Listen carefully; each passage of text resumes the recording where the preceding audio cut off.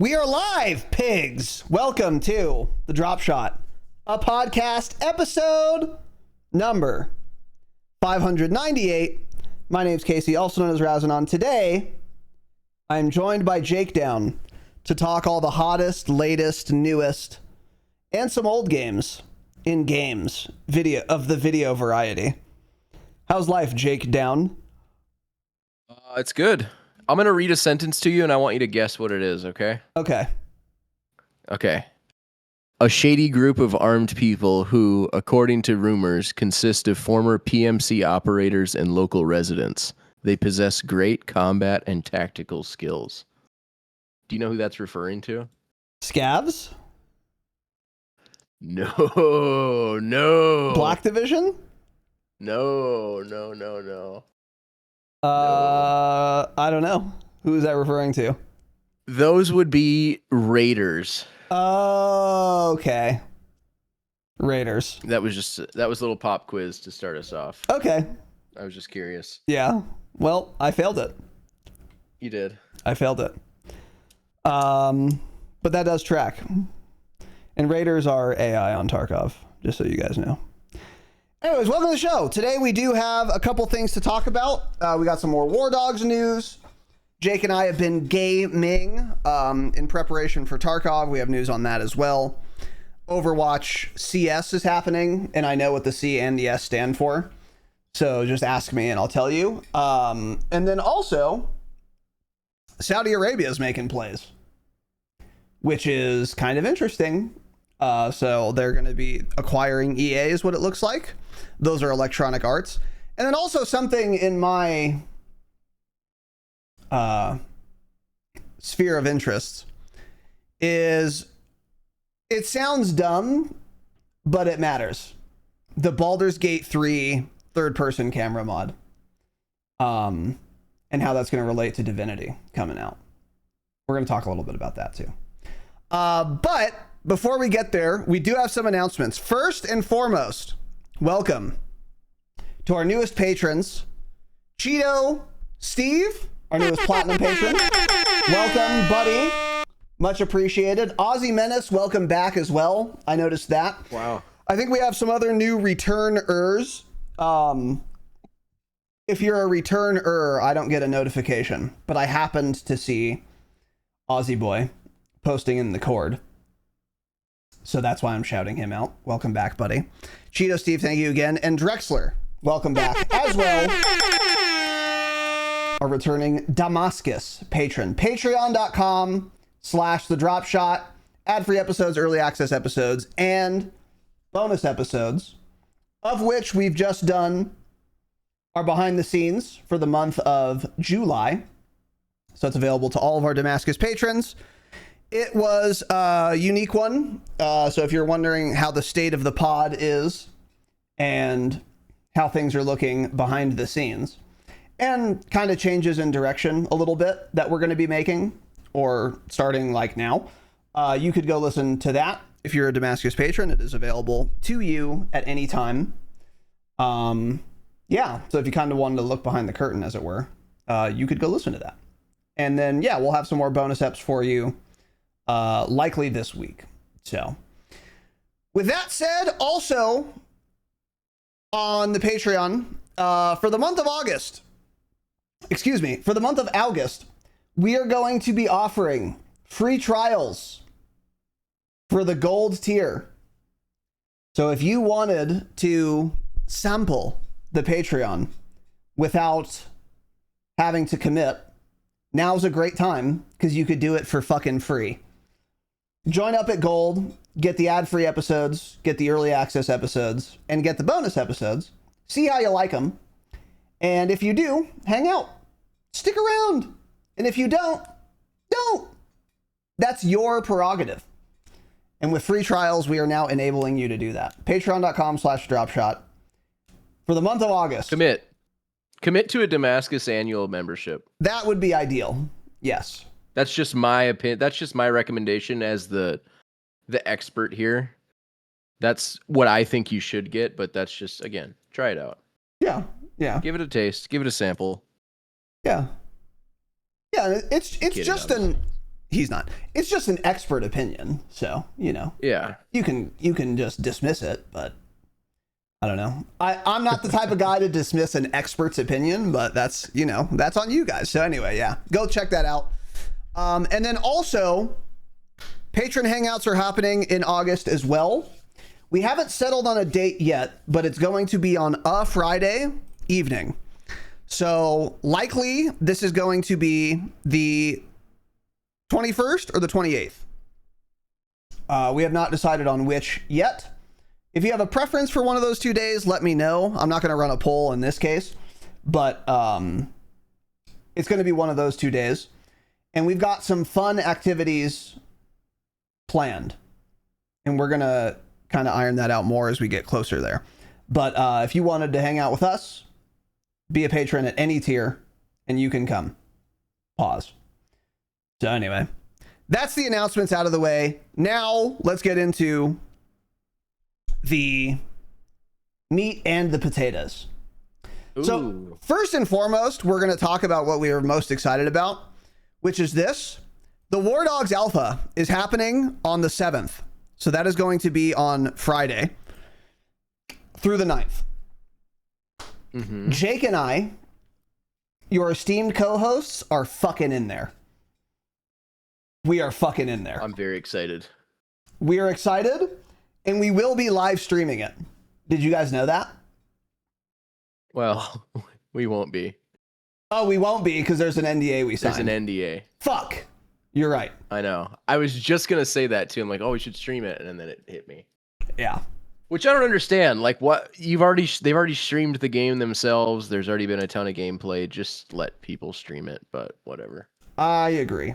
Yeah. I don't really get it, but what do I know? Yeah.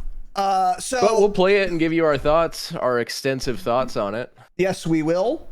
And I don't know if we'll have a Saturday episode dedicated to that alpha experience or if we'll have a bonus episode dedicated to that alpha experience. But one thing I can guarantee you is that we will have an episode dedicated to the WARDOGS Alpha. Because aside from Grand Theft Auto, this might be the only thing that can save gaming.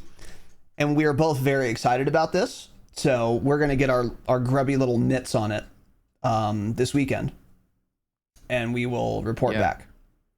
I don't know if you guys could still get in the beta, by the way.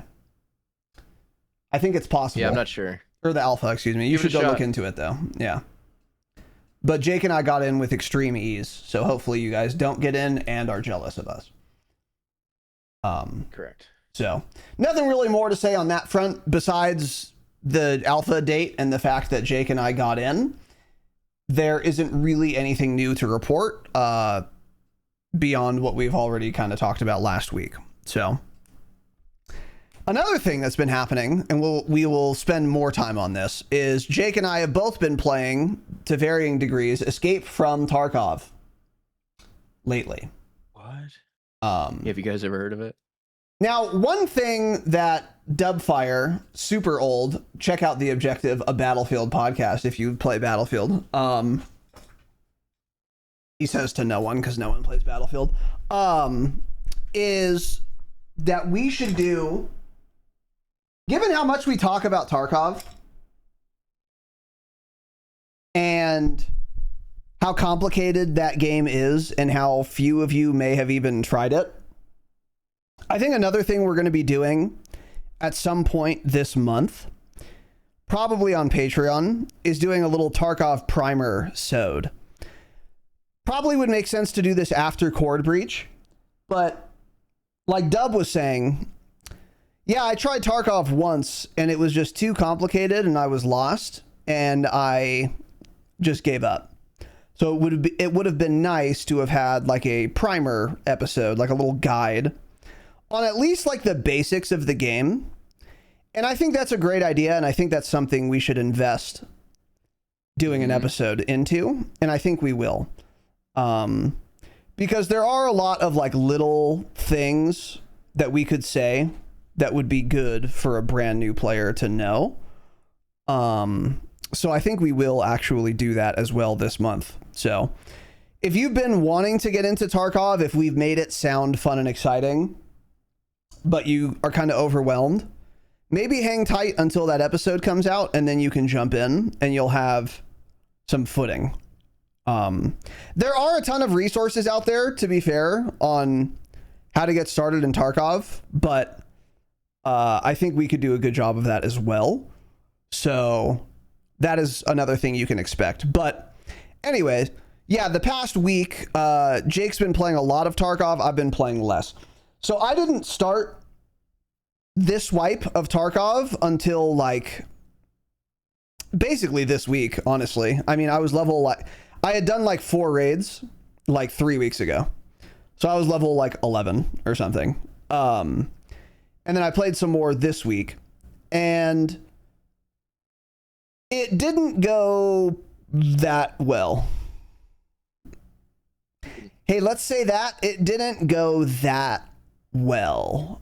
The very early Tarkov experience is really fun when everyone else is on the same footing, but it isn't super cool when I go ground zero and I need to find the grenade launcher, which is like the second task in the game, and I die to someone with an Alton and a PKM loaded with LPS, full autoing my bitch ass when I'm using an AK-74 with fucking US ammo in it. You know what I mean? That isn't super fun, exciting, or possible to win. That's the interesting thing. And that is exactly what happened to me once. What happened to me other times, I died to similarly geared players or rats. And then what else was cool was I ran out of CMS kits, right? So this is to do surgery on your limbs. So like if I get my leg blacked, it's different than broken. It's worse. I need to do surgery on it or I can't heal it, and I'll just be like limping basically all the time. But there are items in the game called CMS kits where you can do surgery. Cool. No problem. So I ran out of CMS kits because I was just getting my shit repeatedly mogged badly. And I was like, oh, okay, well, no big deal. If I run out of CMS kits, I can just go to a trader and buy more CMS kits. That's not really that big of a deal. But what's interesting about that is I actually don't have the trader from whom to buy CMS kits unlocked. So, oh, cool. Now I'm going into a raid, and if I get a blacked leg, guess I'll fucking kill myself, because there is not a goddamn thing I can do about it. I can't buy a CMS kit. I have none, and I can't buy more. Now, it's a pretty basic early task to unlock this trader to be able to buy CMS kits. But again, the problem is this wipe has been going on for fucking 7 months. So everyone's prestige 9, level 60, running fucking mutants with BP. And I'm scrounging for P.A.K.A.s, shitty armor. So I just really stand no chance. And we tried to go, the task you need to do to unlock this trader is you go to a particular map called Woods, you get a letter, and then you survive. You literally have to go pick something up and then escape from the raid. That's it. It's actually not that complicated. Sounds easy, right? It sounds easy. Boy, isn't it, though. Boy, isn't it. Because it's Woods. So we just kept dying repeatedly to guys we did not see, or to guys we did see who were just shitting on us with ease. So I think we went literally 4 to 6 times and did not escape once. And we got some kills, but we never escaped. So just really fucking bad stuff. And Tarkov needs wipes. It just needs wipes. So I know Cord Breach is coming out on Monday the 3rd, which is good. This Monday. And that will be cool because those are, you're playing as like a seasonal character against other seasonal characters. So if you start early, you won't be on the back foot like I am. But if you play, it's separate from the main game. And as far as I understand, the main game still isn't wiping. So I can do all I want in Cord Breach. I'm still going to be on the back foot in the main game. Here's another question. Is there any transference between seasonal and main character? So like, you know how in Tarkov Arena you can send like money and GP coins back and forth between the two? Is that going to be the case for Cord Breach, or are they totally separate? Do you know? I think it's totally separate. I did watch an Airwing video where he was talking about, he said there might be a way to send stuff. Because can you send, I think he said something about sending stuff from your seasonal character to Arena, and then from Arena to your main character. Oh, okay. But he said, we don't know if that's a possibility yet. He said, I'm sure they've thought of that, but we just don't know. But yeah, other than that, I don't think there's going to be any transference between the main game and seasonal. Okay. Well, that's in some sense good. But yeah, I don't know. So I got pretty demoralized, frankly, with Tarkov. And now that Cord Breach is in 2 days, I'm just going to wait till that to play again. But Jake, on the other hand, has been playing quite a bit of Tark this week. How's that been going, man? Good. It's, I mean, obviously, yeah, we've talked about Tarkov so much, but again, for good reason. It's such a fun and unique game with so much depth that it's been fun getting back into it. And every time I play it, it's just like, God, there's no game like this. But yeah, I've been playing quite a bit of Tarkov this week. And I've just been kind of, because yeah, I mean, really I'm waiting for Cord Breach, but I've just been trying to play and get in as many gunfights as I can and just kind of get refreshed and get myself back up to speed. So that I'm kind of hitting the ground running once Cord Breach Season 1 starts. But, man, it's fun. I forget every time how much fun and immersive Tarkov is. No game makes me fucking jump as much as Tarkov does. I posted a couple clips. Oh, yeah. Posted a couple clips of some Tarkov action. Been playing with a former friend of the show, Papa Shido. Former friend, yeah. A couple of his buddies. And that's been fun. It's been fun playing with the squad again, because I've been playing a lot of solo, which I would play solo before, but not super often. But I've played so much more solo Tarkov in the past like month than I ever have. Yeah. And I think it's helped me. I'm way less just scared to push shit, and I'll just, like, I don't know. I used to play a lot slower, and now I don't care because I'm waiting for Season 1. And 2, it's just like, yeah, it doesn't matter. I'm going to lose my gear and I'll get some more back, and I can just go farm Icebreaker and get all the best gear I want. So it's just been kind of nice to just push and go fight people and not really care. Yeah. But, man, playing Tarkov, I mean, you guys have probably heard me say this a million times in the past, but I swear to God, the average Tarkov player, which, I mean, at this point, obviously, if you're an average Tarkov player, you have 1,000 hours in the game at least. But because it's one of those games where you either play it once or twice and never play it again, or you get into it and put thousands of hours into it. Right, exactly. So the average player is just so much better than the average player in almost any other game. Yeah. And it just blows my mind how good people are at the game. Mm-hmm. It is insane. Like, the thing I've been saying for the past couple of weeks is, like, now that I've been playing more, is I don't feel like I've gotten any better at the game. Like, I know more, my knowledge has grown, but mechanically, I don't feel like I'm really that much better than I was at the game before. Because I watch all the videos, I watch all these Giga Chads and, watch their videos on how to take fights and all this stuff. And I try and do what they do, and I just can't do it. I peek and I get one tapped easily. Yeah. And it just, oh man. It's just one of those games where to be really good at it is so difficult, but it looks so fun. Mm-hmm. Man, I would just kill to be better than I am at Tarkov. Yeah. Because getting kills in Tarkov is so satisfying. It's the best. It's so satisfying. So if you could just stack that up and always get a lot of kills and hardly ever die, man, that would be fun. Yeah. Yeah.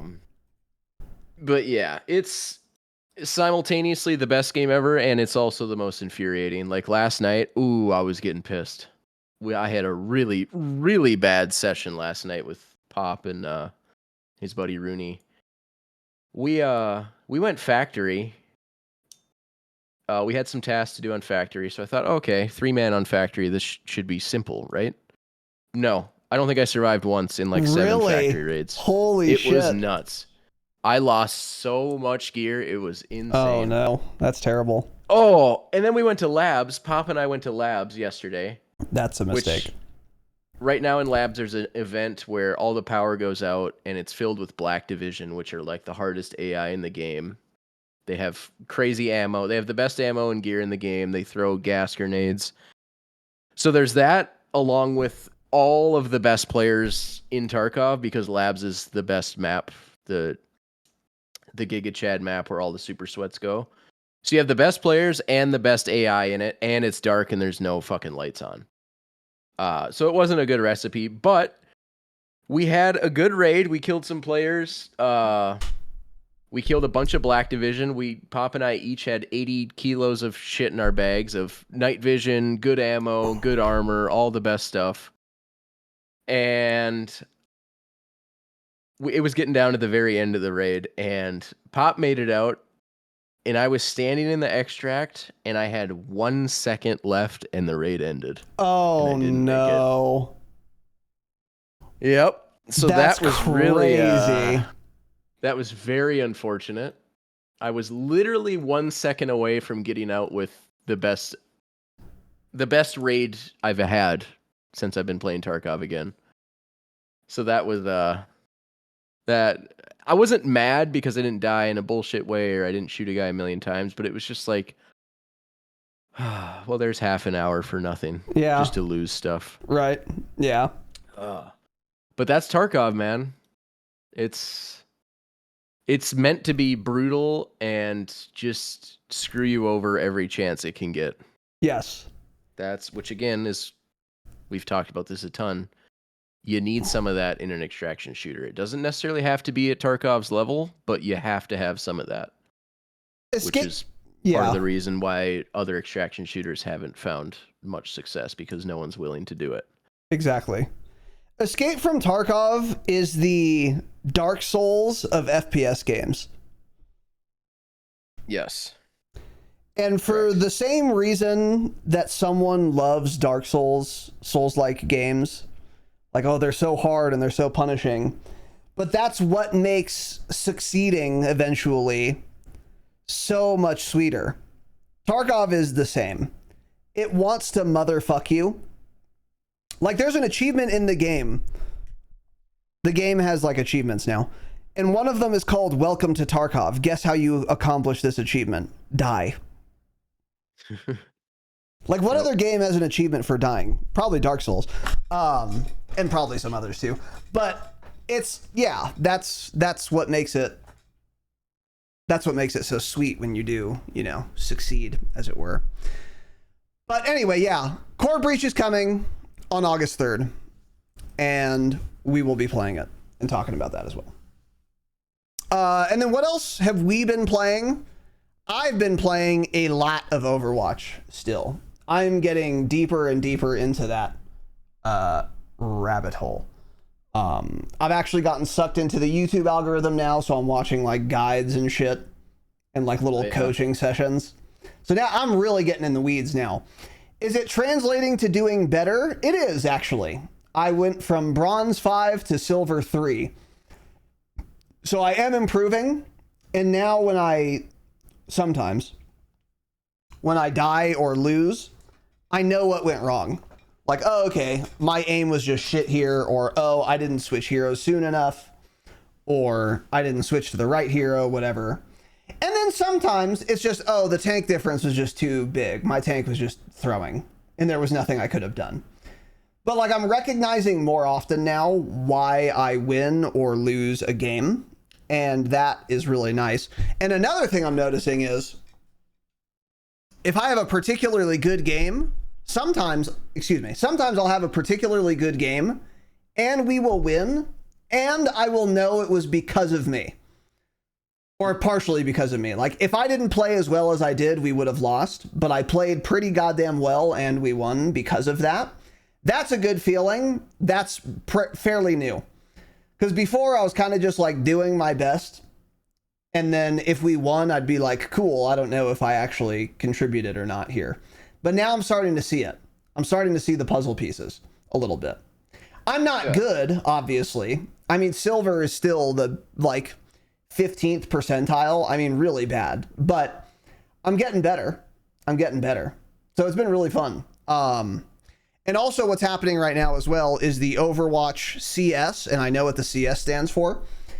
It's some LAN event with respect to like the Overwatch League, Overwatch World Championships, whatever. They're in Paris right now. I think today is day 3. It just ended. We were watching Twisted Minds win and become the semi-finalists. Shout out to Quartz, friend of the pod, an insane Sojourn player. It was fun to watch, but like this whole weekend I've been watching a fair amount of it, and it's obviously way different when people are playing as a 5-man on comms on LAN and they're professionals than it is playing solo queue ranked in silver, obviously. But it is still very interesting and cool to watch. And the funniest thing I've noticed about it, I don't think this is a particularly new strategy, but it's new to me, is the Jetpack Cat Bastion combo. Every team did this sometimes, where one of the healers would be Jetpack Cat, and one thing they can do is pick up a teammate and then fly around with them. So they'll pick up Bastion, which is a robot that can basically become a 50 cal, like a full auto 50 cal. But he's like not very mobile. That's his downside, is he's pretty slow, but he can move, and he's a 50 cal sometimes. But what they do is they say, oh, okay, cool. The Jetpack Cat is going to pick up the Bastion. So now it's the most mobile character in the game, and it's a 50 cal. So it's actually a strafing run. It's like a, what's a A10 Warthog? An A10 Warthog? Yes, it's like an A10 Warthog. You get the Jetpack Cat, you get the Bastion. They get into a fucking nasty angle, and then the Bastion goes into 50 cal mode and just starts fucking blasting. It's actually hilarious to look at. When you see it from third person, it just looks so ridiculous. There's a flying cat with a jetpack, and then like some robot like hanging on by a thread. It looks very silly, but it's extremely effective, and it's really fun. So I was like watching this, and I was like, oh, that's so cool, and everyone talks about it. It's a known thing. I'm new to the party here. But then like I've known about that for months. Yeah, right, of course. So then after that, I was playing comp in my silver elo, and we had a Jetpack Cat, and I was DPSing, and I was like, oh, I'm going to go Bastion. I'm going to tell this Jetpack Cat to fucking lift my ass up. So I tell him, he's down, he picks me up. But the thing is, and what's interesting is, and what I should have realized is, there's a difference between the routing of a literal professional Overwatch player on Jetpack Cat and some guy in silver on Jetpack Cat. So guess where he flew me? I just want you to guess where he flew me. Probably like right into the back of their, I don't know, right into all the enemies in not a good way. That's exactly what happened, right into all the enemies in not a good way. So he flies right in front of their entire team, but I'm airborne instead of on the ground, as if that's better. It's arguably worse, because now if someone's behind the tank, they have a clear line of sight to me because I'm 10 feet off the ground. They just look up. So I instantly just get fucking shit zapped, and I'm like, okay, well, can't do that. Because he should have fucking flown me off an angle to the side, behind them, behind some cover, not just in the clear blue sky, like we're in fucking Montana or something. I don't know. Not my best work. Big sky. So I died, and then I said, okay, well, we're not doing that again. So I switched heroes. But it looks fun. It looks fun to do. Just need a better pilot. I need a better jetpack cat. Soph, you're up. Yeah. So I will be doing that. But yeah, I've been playing a ton of Overwatch. It's just so fun, man. Yeah, like I was telling the lady, it's like, it's a combination of a puzzle game where you have to know what to play based on what your team comp is and the other team comp. And then also like a shooter where you have to still aim your gun and like trade cooldowns. That's part of the puzzle too. It's so deep. It's so goddamn fun. I'm just like addicted to it, even though I'm trash. But I'm getting better. It's all you can do is improve. And also, by the way, Jake and I have both been streaming. So if you wanted to like watch us play shit, I'm on Twitch at Razinon, and Jake is on Twitch/YouTube at the handles he's going to tell you right now. Jakedown, I think. You'll find it. Put that in, you'll find it. I promise. Okay. That's my handle. So yeah, if you guys wanted to watch us play the game, because also when Core Breach comes out, we'll be streaming that for sure. Like I'll definitely stream that on Monday and shit. So so anyway, you guys could go watch us. So yeah. All right, so moving on from there, we've got some industry news. Electronic Arts is getting bought by Saudi Arabia on Tuesday. Now you might be thinking, wait, do countries buy companies? Saudi Arabia does. Yes. Saudi Arabia is less of a country and more of a kingdom. So they've got, let's say, a unique way of doing things over there, which we will actually perhaps get into. But yeah, I think it's the, what is it called here? I have it written down somewhere. EIF. A consortium led by Saudi Arabia's Public Investment Fund, along with partners like Affinity Partners and Silver Lake, is acquiring EA for $55 billion, all cash. So right now, EA is a public company, but they're being purchased and they're going private. So they will no longer be a publicly traded company. That's kind of interesting. And I don't know quite enough about business to explain what the implications of that might be. But my understanding is if you're a publicly traded company, you are very beholden to your shareholders and quarterly earnings reports and all of that shit.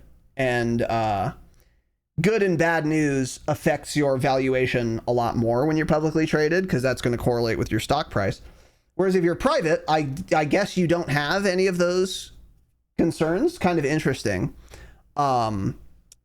This is the largest leveraged buyout, and I know what a leveraged buyout means, of a public company in history. That's crazy. This was crazy. This was announced in September of 2025.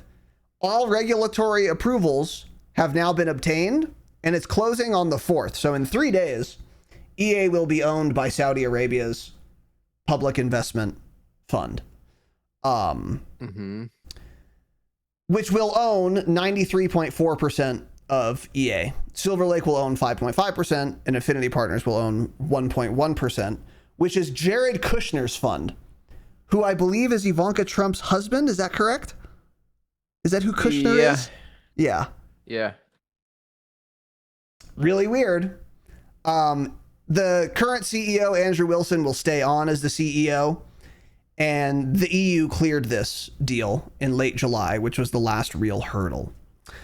So why does this matter? Well, Electronic Arts is the publisher for Madden, FIFA, Apex Legends, The Sims, Battlefield, BioWare. I didn't know BioWare was acquired by EA, by the way. So that's kind of crazy.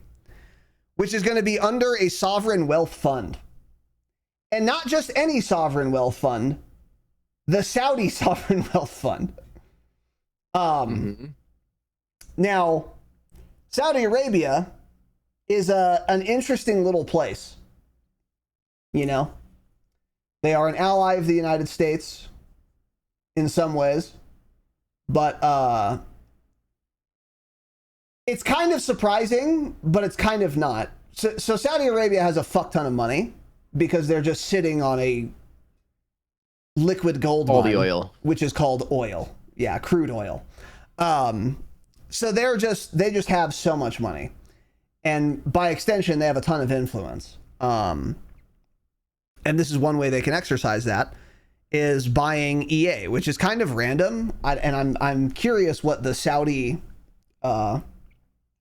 interest is in fucking Electronic Arts in FIFA. But it seems like kind of a clash to me for the Saudi government to be involved in the video game world at all, because video games are like a very Western, like decadent, kind of capitalist, like consumerist slop hobby that seems kind of at odds with, I don't know, fucking Islam, especially like crazy strict Islam like the Saudis are, you know, practicers of.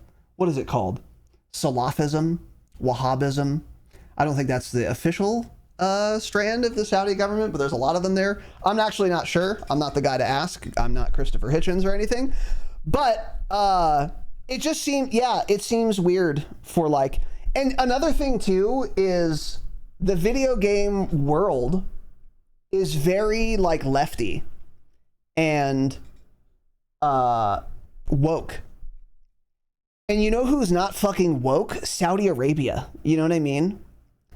They're actually the opposite of woke. They'll lop heads off in the middle of Riyadh Square. And they don't let women drive cars. But like, it's not a great place for like civil liberties or anything. And certainly not for fucking gay and trans people. But this is like a ton of what the video game world is a supporter of. Like LGBTQ stuff, civil liberties, freedom, you know? And like Saudi Arabia is coming in and buying one of the biggest publishers in this world and taking the company private. And then what are we going to see as a result of that? Like, for example, during Pride Month, did EA change its Twitter logo to a rainbow color? I would venture to say yes. They won't be doing that anymore. Or maybe they will be, but not on the Saudi Twitter account. By the way, that's what all of these companies do.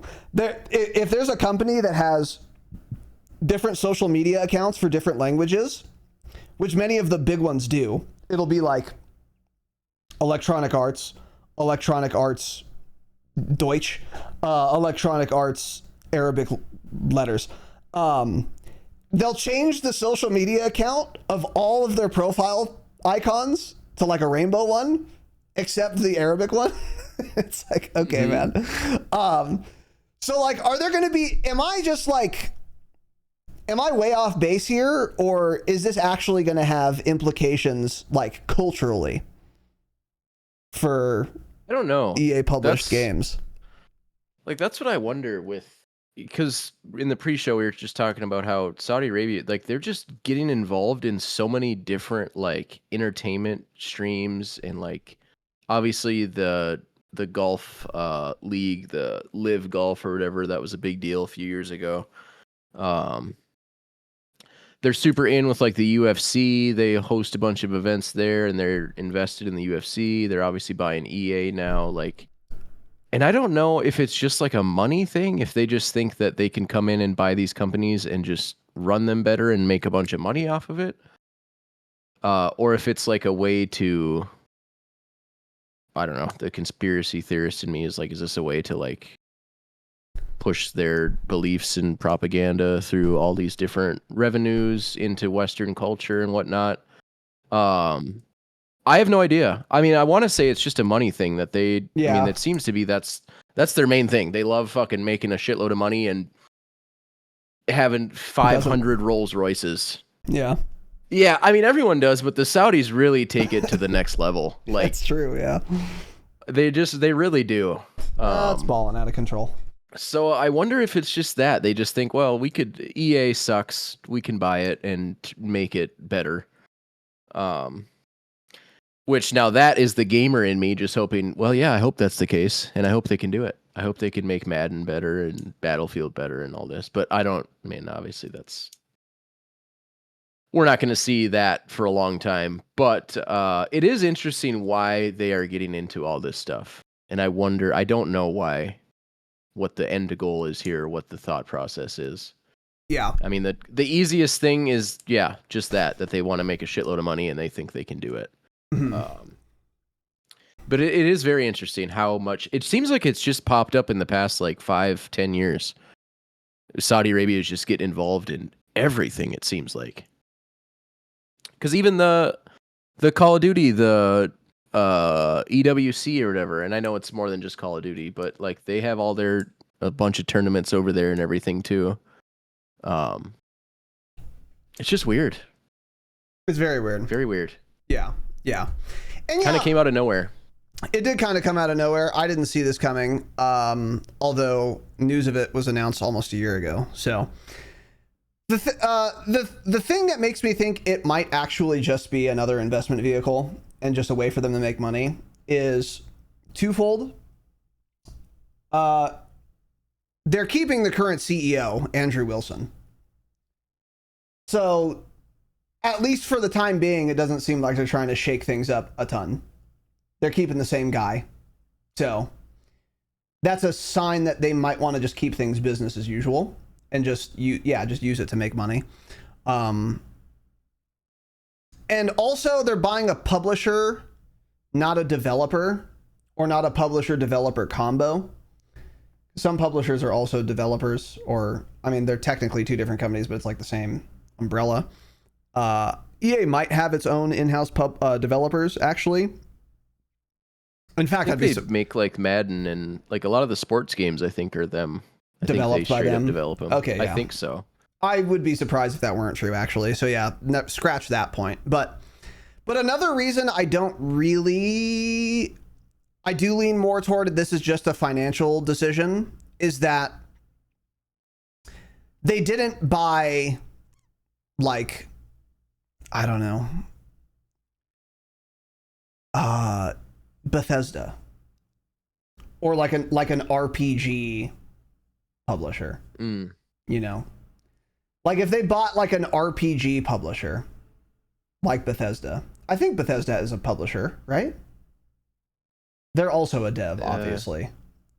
Yeah, I think so. Who publishes? I'm pretty sure it's Bethesda. That would be like, okay, well, these are games that are like very story driven. You can insert a lot of your whatever point you want to make about morality or culture and stuff. But like, you can't really do that with fucking Madden. You know what I mean? Like, you can't force like fucking Sharia values through FIFA. It's just not gonna happen. Like, you can't. It's a fucking sport. It's slop. It's a sports slop game. You can't do it. So yeah, I don't know. It is pretty interesting though. Going private means no more quarterly earnings calls and no shareholder disclosure. We simply stop getting data about how EA is doing. So according to Claude, there are two sides to this deal. Public market pressure is exactly what made EA the loot box company. Private ownership with patient capital could actually be better for the games. Which is a good point. If you're beholden to your shareholders, and you do have to make quarterly earnings reports and all that, there is pressure to like always be profitable. And maybe sometimes there's pressure to be profitable in the short term at the expense of profitability in the long term, or quality in the long term, which translates to profitability in the long term, in my view, especially in the world of video games. And so if they were, I don't know the history of EA well, because I don't play that slop trash. But I guess I do play Battlefield and some BioWare games, though, actually. But that would explain why they started doing the loot box microtransaction bullshit that all the gamers say they hate, even though it's obviously profitable and they buy the loot boxes. So Yeah. Going private, that is a good point. It could be better for the games because they don't have to worry about turning a buck every quarter. They can be like 90 days. Yeah, exactly. It's like, all right, we can be patient here. Let's not do loot boxes. That's going to piss off our consumers.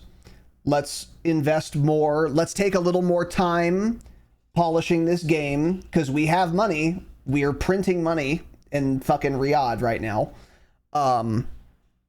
We can be a little patient. Let's make sure this game is bonkers.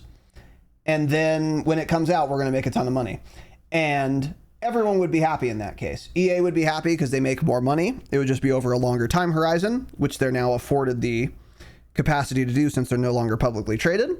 And then the gamer would be happy because the fucking product would be better. The game would be more fun.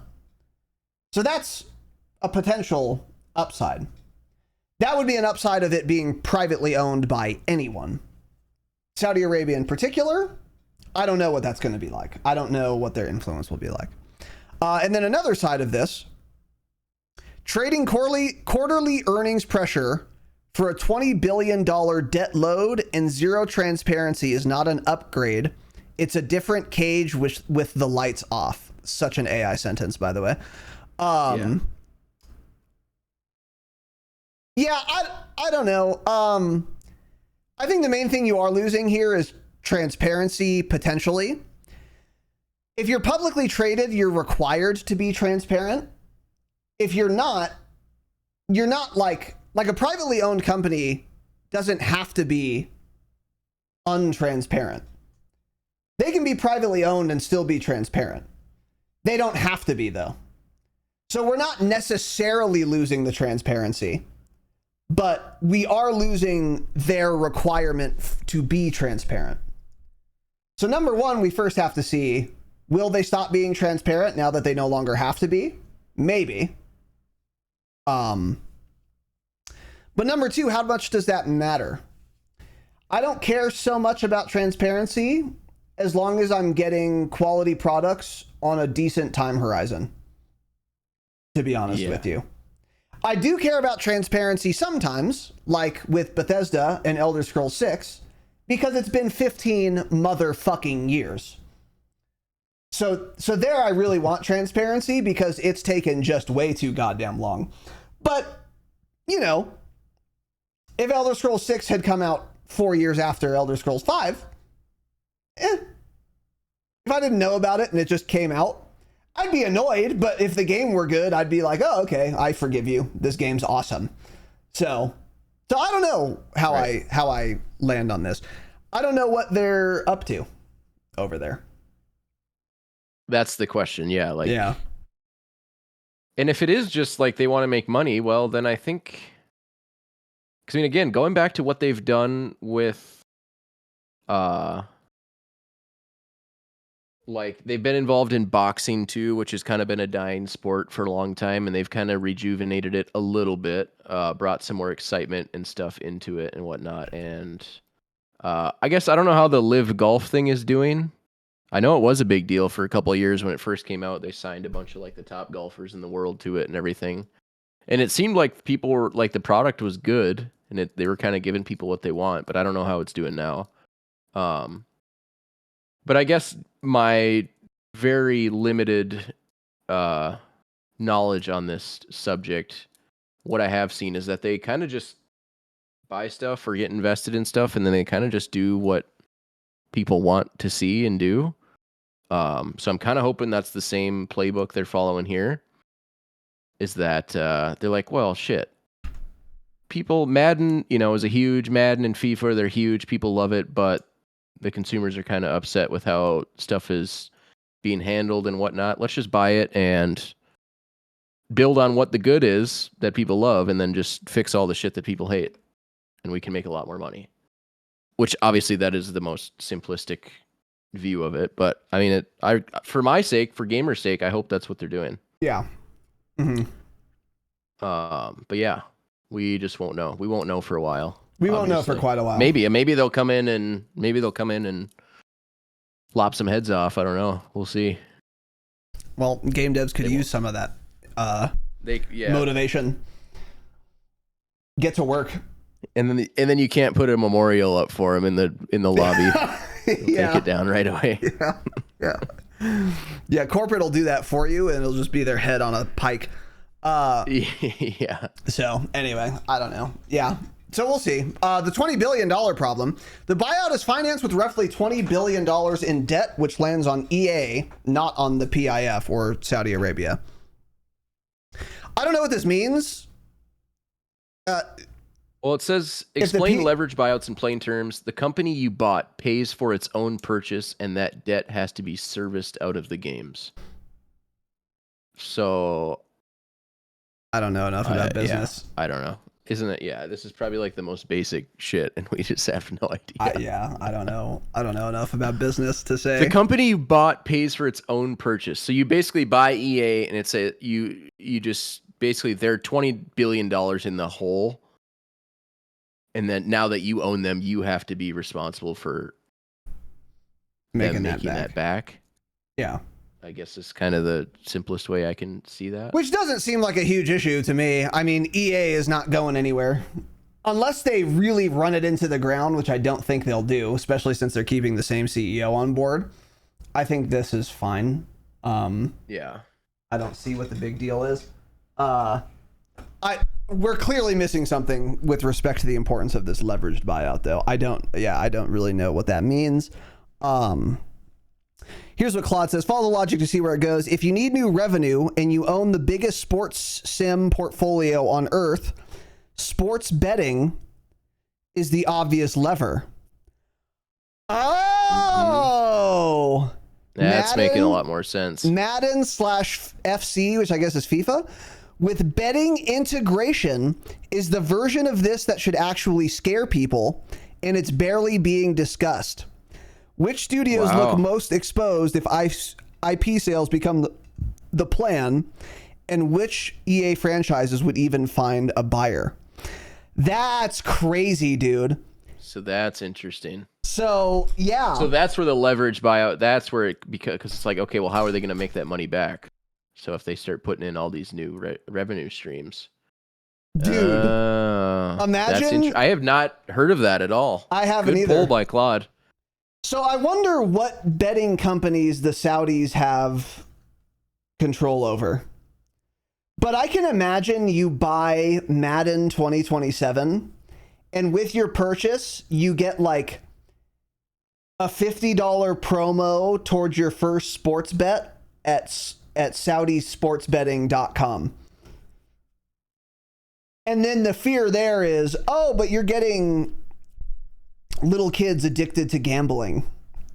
And then that's the decline of the Western society, which is what they want or something. That's a joke. That's actually a joke. They just wouldn't care about it. Very interesting. That's a crazy conspiracy theory. But hey, it makes sense. It makes a ton of sense. Who would be the prime market for sports betting ads? People playing sports video games, of course. Like, obviously. Is that legal to do? Would it be legal for me to be like, hey, if you buy Madden, you get, a free $50 bet at thisbet.com? And do the Saudis own any... I'm going to look that up. Do the Saudis... I think they have their own, like, internal, but it was none that I had heard of. Companies. They don't. They're gambling and sports betting are strictly illegal under Saudi law, which is based on Sharia law. Okay, interesting.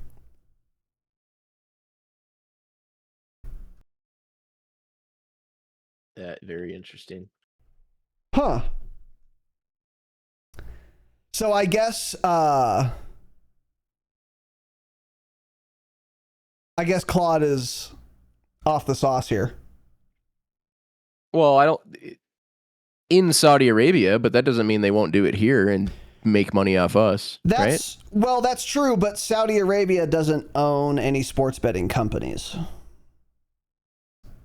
They could Well, that partner doesn't mean with they can't go to some. DraftKings. Yeah. Yeah. They could partner with some, that's true. And I mean, every fucking ad that I see nowadays, I swear to God, is for some betting company. There's a lot, yeah. Dude, there's DraftKings, there's Polymarket, there's FanDuel, there's MGM Bet, there's I'm missing a million of them. There's so many of them.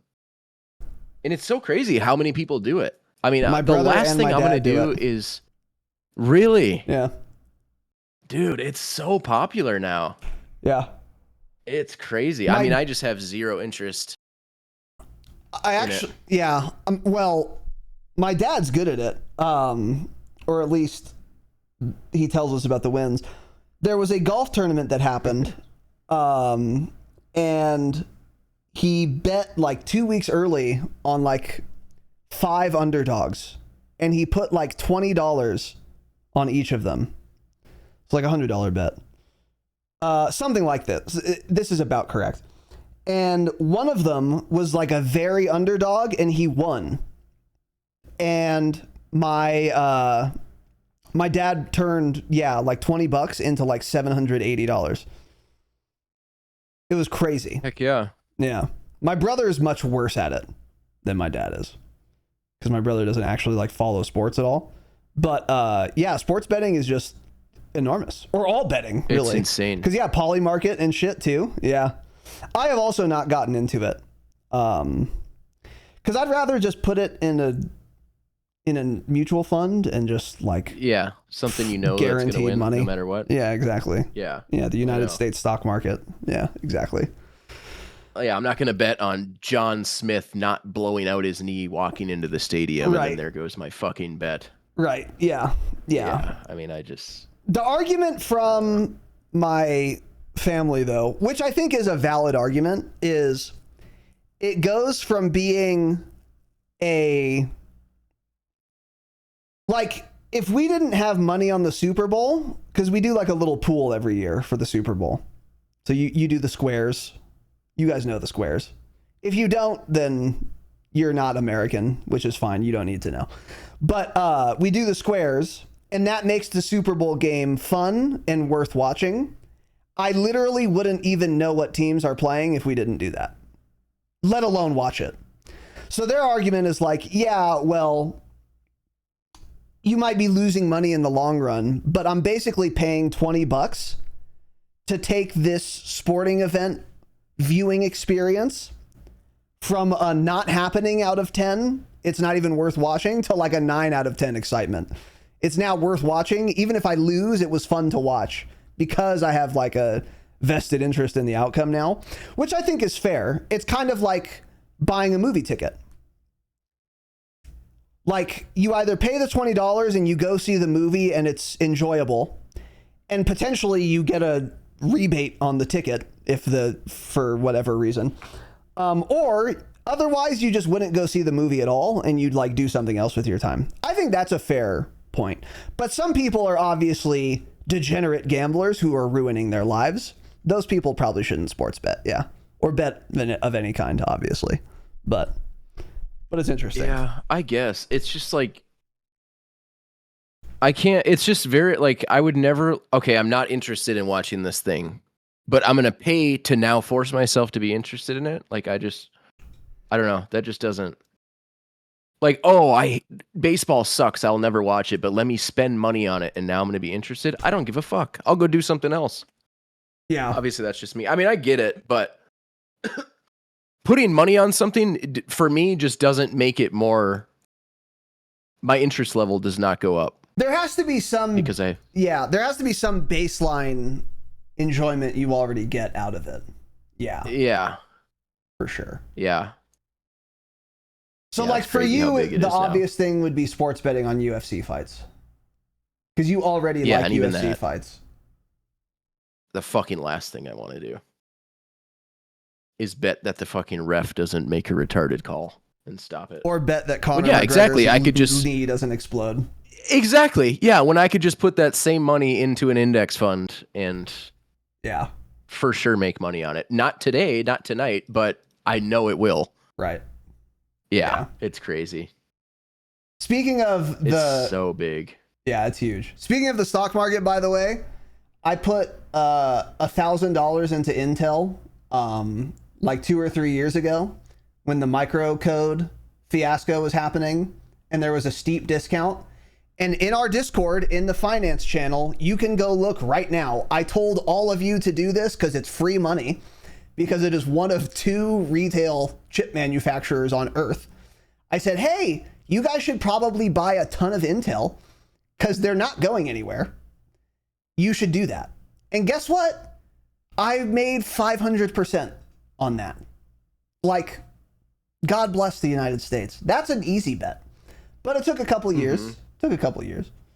But I'm with you. I'm putting that was a very safe bet in my opinion, but yeah, riskier than an index fund, I'll give you that. But yeah, I'm with you. But anyway, on to the go ahead. I saw a stat. Hold on, I'm looking something up. Look it up. I saw a stat just that we're on this sports gambling thing that come on, Cloud. That the sports betting or sports gambling market was bigger than the amount of money spent on like going to concerts, going to movies, going to live sports events, basically every other like live entertainment stream in the world. Sports betting was like way, way, way, way bigger in terms of how much money people spent on it. That's crazy. Which is surprising to me just because I don't do it and I don't know anyone personally that does it. Whereas I know people that go to concerts. I know people that play video games. I know people that go to movies. So it's just crazy to see how... Because it was like fairly recently that it was illegal to like do a lot of these betting and like online gambling things, I think, at least in a lot of states. So just to see how much it's blown up in the past like 10 years is just crazy to me. Yeah. Yeah. Really crazy. Americans wagered 166 billion on legal sports betting in 2025. Wow. Oh no. That's a lot. That's a lot of money.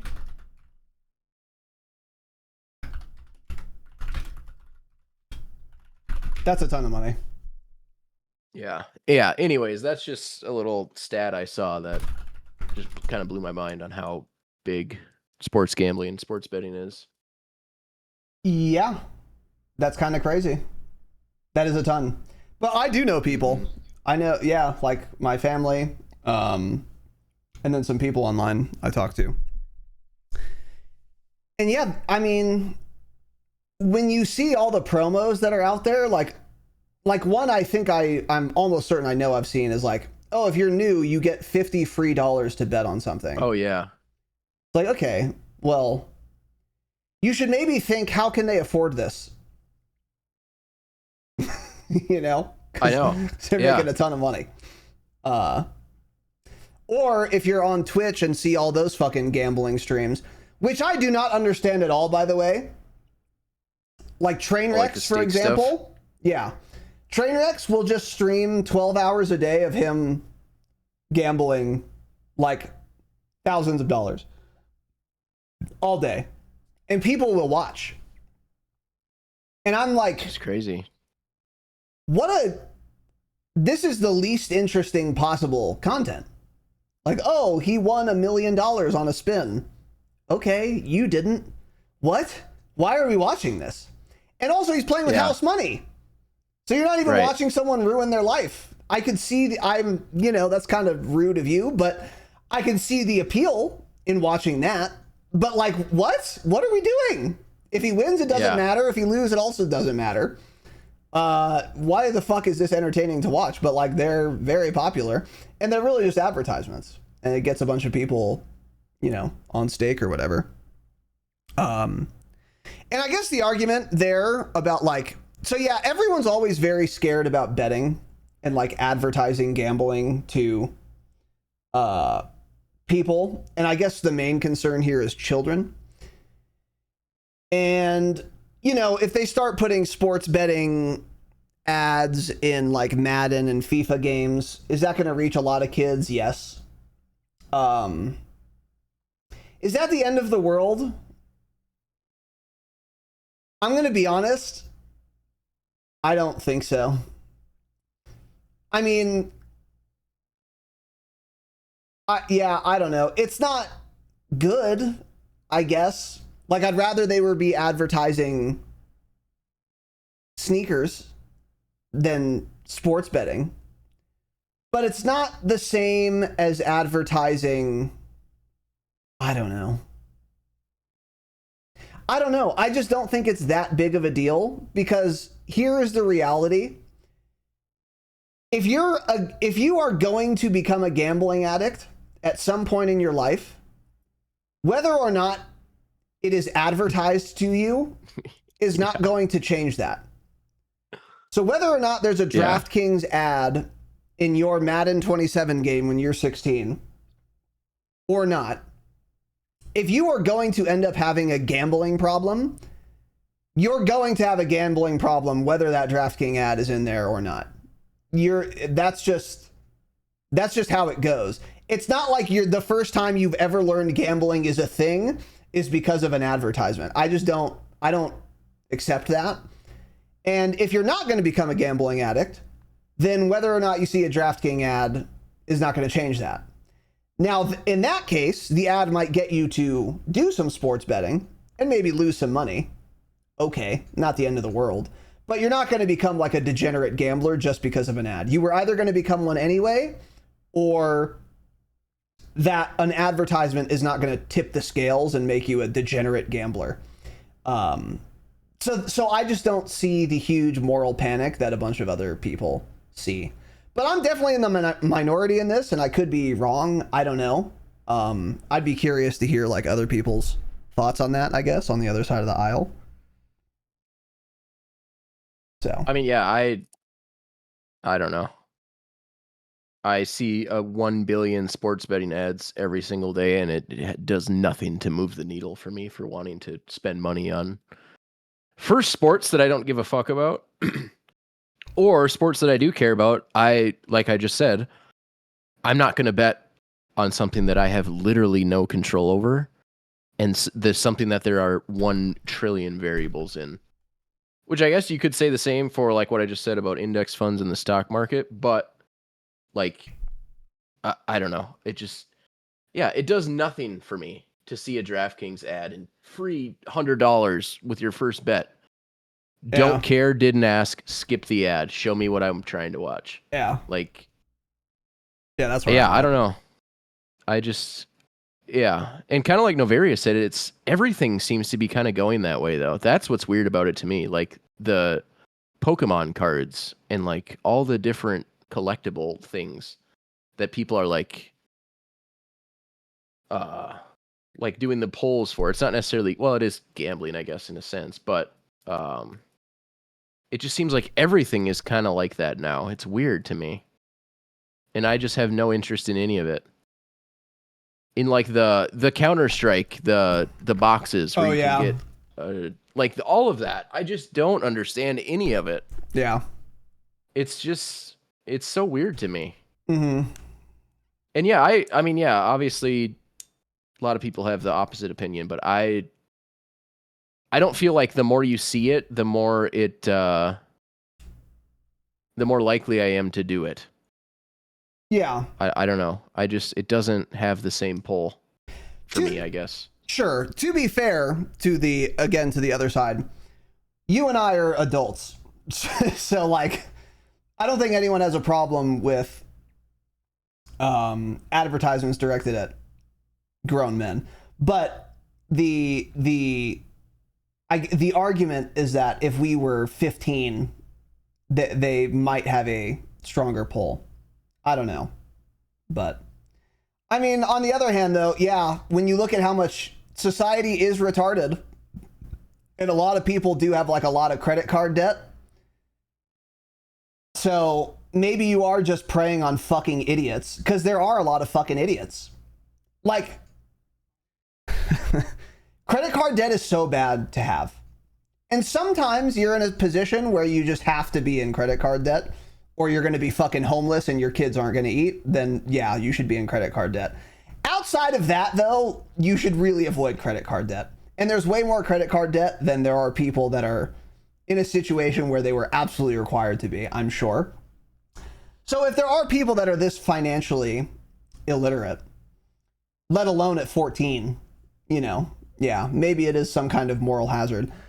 But still, when we look at the EA thing, this is all very speculative. This is what Claude thinks. I think it is smart if you're the, what is it, PIF of the Saudi government. Madden and FIFA with betting integration would make a ton of money.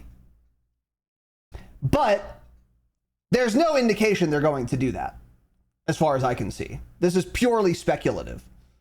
So who knows what they're going to do. But if they're privately owned, they can incur all the backlash they want and do it anyway, because their stock price isn't going to get affected. So yeah, that's the concern Claude has. And maybe it wouldn't be sports betting, but some other kind of scummy monetization strategy that a publicly traded Western company would not be able to get away with.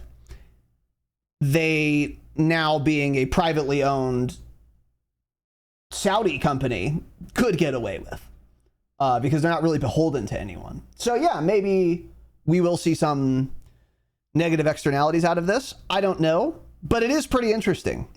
But I think, like you said earlier, the thing to look at is the PIF's track record of things they've gotten their hands on recently, like golf and boxing and the UFC, I think, or MMA to some degree. How are those things doing now that they have this heavy Saudi investment? Are they doing much better, much worse, about the same? And if we could look at that, and we could pretty reliably extrapolate how this EA acquisition is going to look, and kind of go from there, would be my guess. Yeah, that is an interesting, because like I said, I had never even thought about that before I read that Claude thing. Yeah, I didn't think about that either. And I guess kind of my whole point with it is like, it's just another like why do we draw the line at gambling? Like, you know, it's a choice that people are making. Minors don't have a lot of money to if they have to go ask their mom for their credit card, just fucking gamble on the Super Bowl. Like, that's on the parents to say no. Yeah. You're not betting on the Super Bowl. So, I mean, I don't know. It's just one of those things like, well, if we're going to watch out for them in that regard, I think it's just because it's a very easy thing to track. Like, oh, I lost money doing this. Whereas, well, we shouldn't allow kids to eat fucking McDonald's and fucking a billion other things that they advertise strictly to kids. Fucking Fruit Loops. Why don't we ban Fruit Loops? I think that's far more destructive to the youth than a goddamn DraftKings ad. You know? Yeah. Let's just pound the kid full of sugar at 7 o'clock in the morning. Right. But no, I'm mad about the DraftKings ad because he's going to lose $30 on a fucking baseball game. Right. I don't know. It's one of those things for me. It's like, well, it's just all comes down to choice. I mean, no one's forcing you to fucking gamble on the ad. I've seen a million Fruit Loop ads in my life. Didn't make me want to go eat it. Tried it. Didn't like it. Same thing with gambling. I think I've gone to a casino one time and spent money. I spent $20 and said, yeah, this is for me. It's just not interesting. Because, first of all, like I said with the sports gambling, I don't want to watch a bunch of fruits roll around on a goddamn track on a screen. That's not interesting to me. So paying $20 to watch fruit roll around on a goddamn spin cycle doesn't make it more interesting. I'm not doing it. Right. And if that is all it takes for you to get interested in it, then you have other problems, and it's probably because you ate fucking Fruit Loops every morning. It all comes full circle. I've cracked the code. You cracked the code, yeah. Yeah, I don't know. That's just, it's one of those things where it's like, it's just another choice. Like if we're drawing the line there, we have to, it just could keep going on and on and on. Yeah. But yeah, I don't know. Anyway, yeah. So this is all, this is all very likely totally irrelevant to the fucking acquisition. Little tangent, that's fine. Because there's no indication whatsoever that they're going to start integrating sports betting. But it is an interesting theory that I think was worth exploring a little bit. So, anyway. I'll get pre-pissed about it, sure. You're pre-pissed, I'm seeing that, yeah. Creative control and the word nobody wants to say.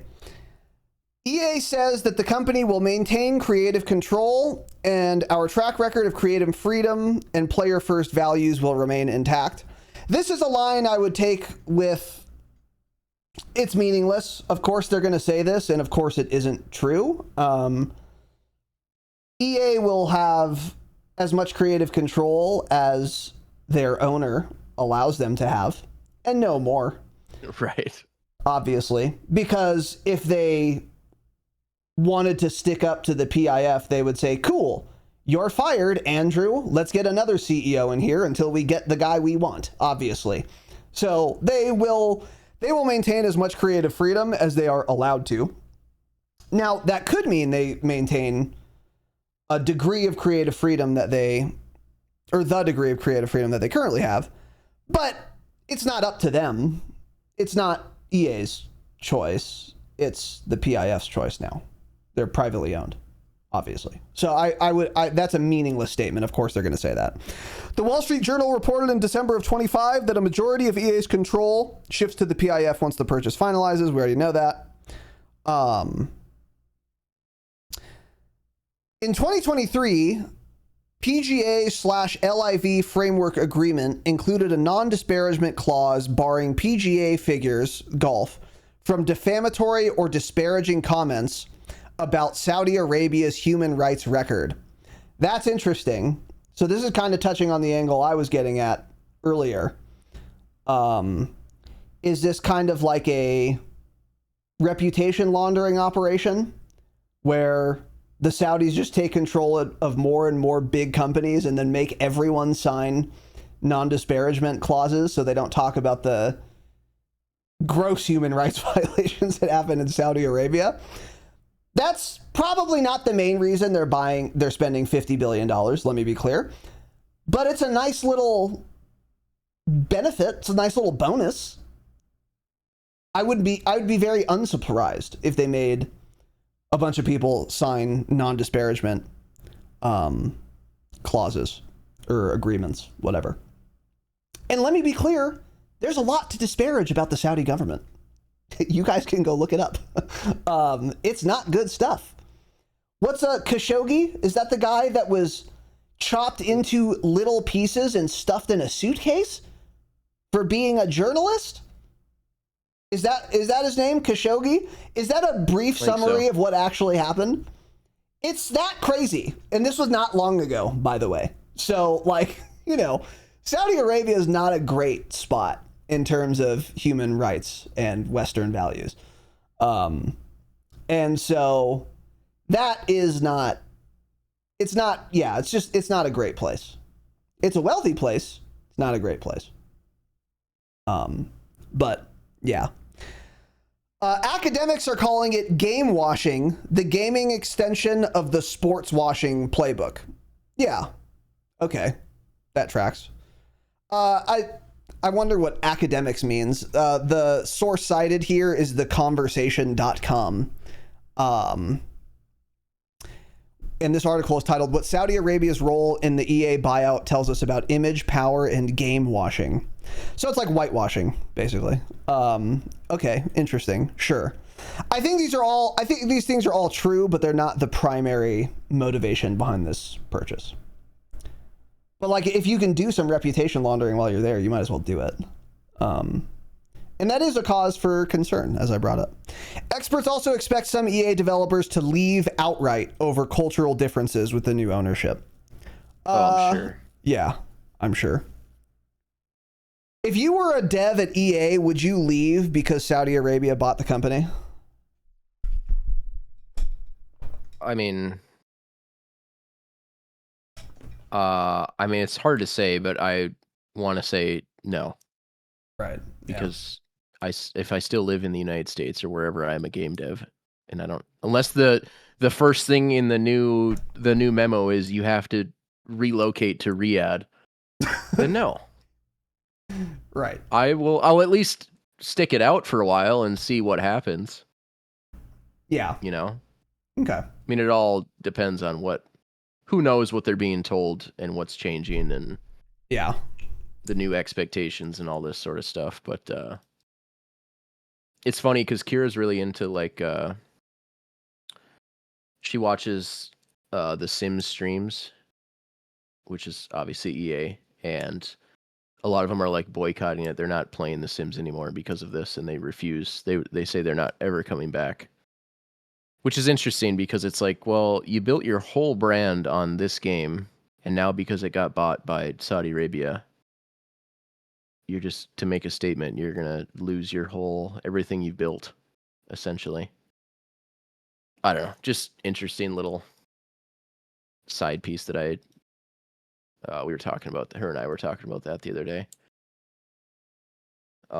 Which I'm sure there's going to be more people that do that with other, not just the Sims, but I can't imagine any Battlefield players. I don't think Enders has quit playing Battlefield because Saudi Arabia bought it. Yeah, right. And I don't see any sports games players, although there might be some soccer fans who play FIFA who won't play it anymore in other countries because of this. Essentially. But yeah, just interesting. Yeah. Interesting stuff. So yeah, another thing too, EA currently ships games with queer characters and storylines. The Sims, Dragon Age, Mass Effect. What happens to those under this ownership?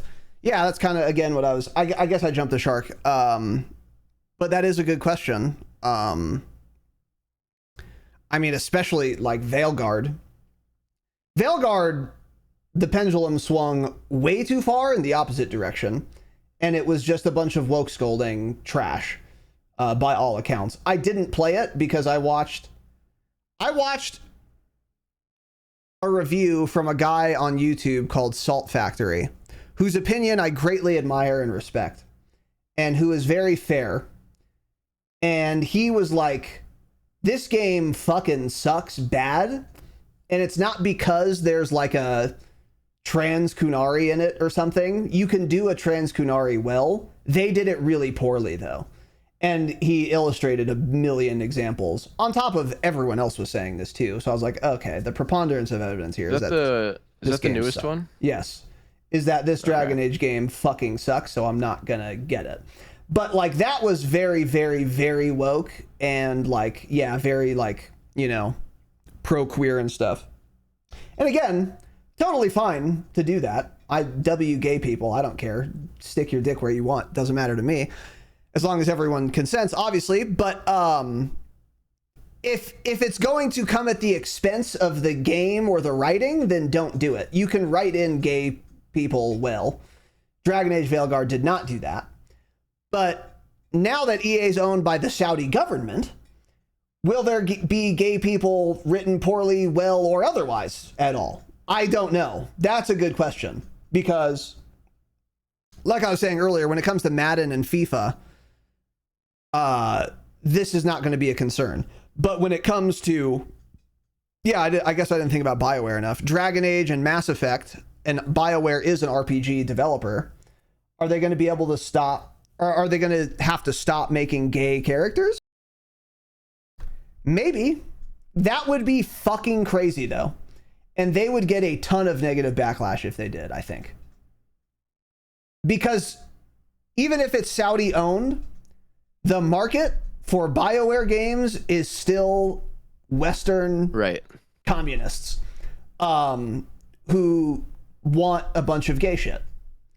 And so if they stop doing that, then it's not going to go unnoticed. And I'm curious how much the Saudis know that and if they will take that hit.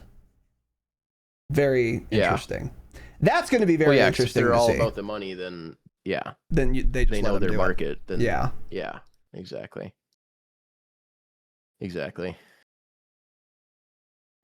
Right. Yeah. So let's see. The honest complication, Saudi money is already deep in gaming through stakes across the industry, and most people playing these games have no idea and wouldn't change what they play if they did. I'm going to be honest.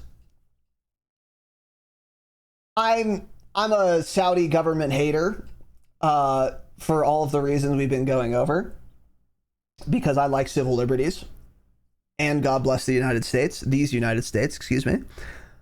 But once Saudi takes over BioWare and the next good Mass Effect or Dragon Age or other RPG game comes out, will I buy it? Yes. Yeah, I will. Call me a hypocrite all you want, but if the game's good, I'm buying it. Hate to say it. Yep. Hate to say it. Does that make me a hypocrite? Yeah, kind of. But again, it's just like everything else. Your phone, your shoes, all the clothes you buy were all made by fucking child slave labor. Yeah. Everywhere. But they make a damn good product, and it's for a good price, so fuck it, I'm buying it. Yeah. Yeah. But again, it comes down to, because video games are such a luxury and such a thing that people think they are entitled to for whatever reason, people get all weird about it. Yeah. It seems to me, at least. So yeah, I think it's the same, all the same shit. You don't stop using your iPhone because the people jump off the goddamn building where they make it. But you'll be mad because Saudi Arabia bought The Sims. I don't know. Just weird to me. The picking and the choosing, which I know I've talked about a bunch, but that's how I feel. Yeah. Mm-hmm.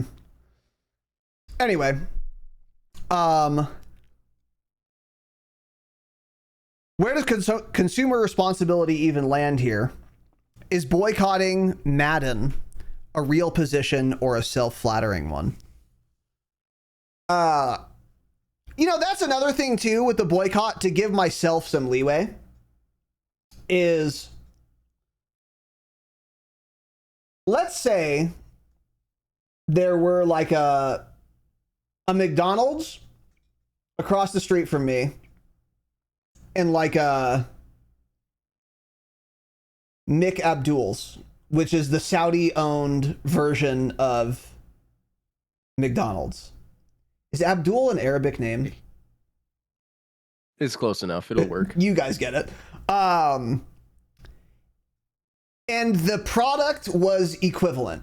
So like a McDouble and like a Nick Abdul bowl are the same. They cost about the same. They taste about the same.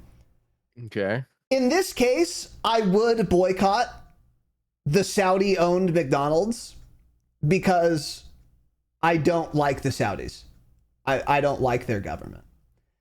But if there is no competitor, like there's no other Dragon Age 5 that's good, I have to get it. I just have to get it. There's no other viable alternative. Right. There is such a dearth of good video games that if one comes up, it could be made by Nazi Germany and I'm buying it. Like sorry, but there just aren't any good video games. And if I want to play one, I'll buy it from Benito Mussolini himself. But when there are options, boycotts are more likely to happen. So when we get back to Claw's question here, is boycotting Madden a real position or a self-flattering one? Yeah, I think it's self-flattering. Like, you either play Madden or you don't play a football game. There aren't any. It's the only game in town. So if your favorite video games are football games, you're buying Madden, you're buying the college one, which is also by EA, and that's it. There's no other game in town. So it's like, do I expect you to stop doing your only hobby, which is playing video games, because you only like this video game because it's now owned by an admittedly detestable foreign actor? You know what? No, I don't expect you to, honestly. Sorry. Mhm. So, yeah. Yeah. I don't know. But maybe I'm the hypocritical asshole here. You know what I mean? Well, no one boycotts like Chinese games because of that reason. And there's a lot of shit China does that people here wouldn't agree with, but they don't That's boycott true. Tencent because they eat dogs and employ child slave labor and Throw you know. Uyghur Muslims in concentration camps. Yeah, you know what I mean? So it's just the picking and the choosing. And want to carpet bomb Taiwan. There's a lot of shit China's doing that's not great either. Yeah. Yeah. They're very quiet about it, so no one ever taught. Well, if you're looking for it, you can find it. But yeah, I mean, it's just I don't know. Interesting. Yeah. Yeah, it turns out Western civilization's pretty dope, actually. Not perfect, not great. Fucking better than China and Saudi Arabia, though. I'll tell you that much. Hey, fuck will I tell you that much. So, anyway. So yeah, I don't know. That was actually pretty fun to talk about all this shit. But moving on from that as fuck. This is kind of a small thing. We won't spend as much time on it. But I think it is worth talking about. And I actually want to pull up some pictures. Pull it up. Pull it up. Let's see here. So this one doesn't have any pictures because it's shit. Yeah, this is perfect. Okay. Yeah, I'm curious. I want to see what we're working with here. I'm an angles guy. You're a big angles guy, huh? Yeah, let's see. Let's see some angles. So, I'll show them in a second. Okay. Relisia's true third-person camera, which is a modification to Baldur's Gate 3. It's a little aftermarket part. Little aftermarket part. Yeah, it's not OEM. Okay. And I've looked up what OEM means a million times, and I remember what it means now. So, hit Nexus, which is the biggest website for mods in the world, on July 20th. And it went fucking viral within days. And that's a verbatim quote from Claude. So the normal camera is in Baldur's Gate 3, like basically top-down isometric. And this mod changes that to a more traditional third-person camera. So they're both third-person cameras. But this mod makes it different. And I'll show it in a second. It's over the shoulder, locked behind your character, dynamic field of view while running, smooth crouch transitions, and then spell targeting and jumping still snap the camera back. And this is built on top of some other mod, and it landed alongside a new batch of BG3 console mods. Here is how do you do mods on a console? Yeah, I didn't know that. Well, the developer... Or just settings? No, the developer programs in or develops the tools for mods to be added. So you can't mod a game that's like not moddable on console unless the developer makes it moddable. And Larian is a big lover of mods. So they have like their own mod like infrastructure framework built into the game to allow modders to do shit, which is one thing which alone is to their credit, which and is very cool. Yeah. So like here is a comparison GIF. Here is true third person, and here's the original. Now here it actually doesn't look this different in this GIF because we're not outside, but I saw some tweets, and I'll try and find some more comparisons. Man, I wish there were. Yeah, that's a terrible comparison. Yeah, That's it's not a good comparison. Yeah, it feels very similar. I know. Yeah. Man, I want to see the tweets. Let me try and find the tweets. Because I would be interested in that. Yeah. Have you tried it yet? Have you used that? No, I have not, because I haven't played BG3 again. But would you? Oh yeah. Oh yeah, I plan on playing BG3 again with the lady. Maybe we'll both install this mod. I actually can't find the tweet that I was looking at, but if you've played BG3, you can tell this is quite different. You're actually like behind your character rather than like kind of above them. And anyway, you might be thinking this really isn't that big of a deal, especially since they're both third person. And you know what? If you think that, that's fair. If you played the game though, you would be able to tell it's actually way fucking different. But still, ultimately, it's just a camera. Who gives a fuck, right? Well, that's where you'd be wrong. Because actually a lot of people care. The discourse got ugly fast as fuck. One reply to a post calling for official inclusion said to nuke modders off the face of the earth. Okay, well, let's relax with that. The deflating counterpoint. BG3 has always let you scroll the camera in tight and trail your character at near eye level. In the viral thread, several people admitted they couldn't reliably tell stock zoomed in view from the mod.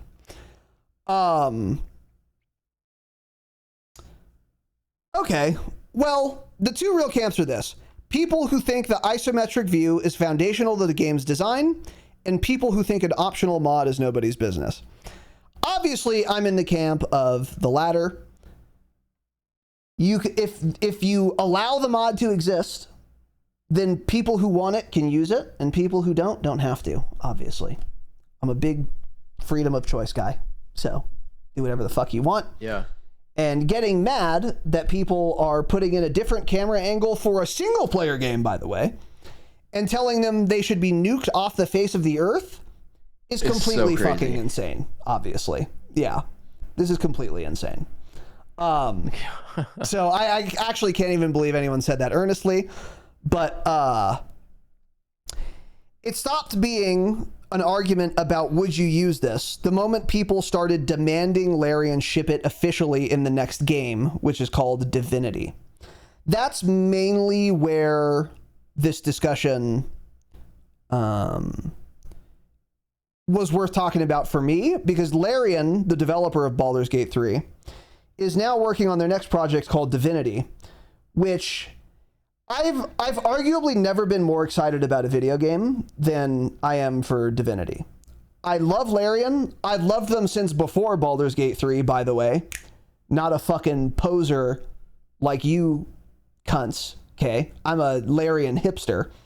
I was into Larian since Divinity Original Sin, which is not their first game by any means, but it's much older and before they got popular, before Baldur's Gate 3. And Divinity Original Sin 2 is in my top 5 RPGs of all time. It's a fucking phenomenal game.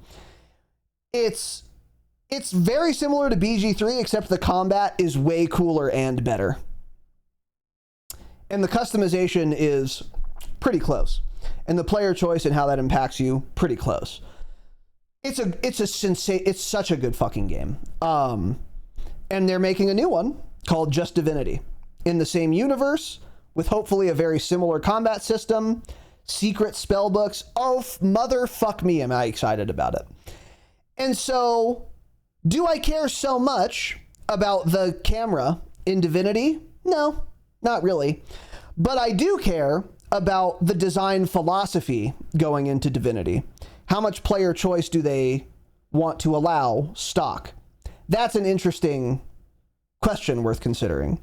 And whether or not they are going to allow these two camera angles, for example, will give you a sense for how much player choice they're going to allow in other veins in terms of how much control over the experience you have. And that's a question I am quite interested in, though I am not concerned about it, because they have a proven track record since, again, even before BG3, of allowing for a ton of player choice. So I'm actually not like super concerned about this, but I am curious where their heads are at on it.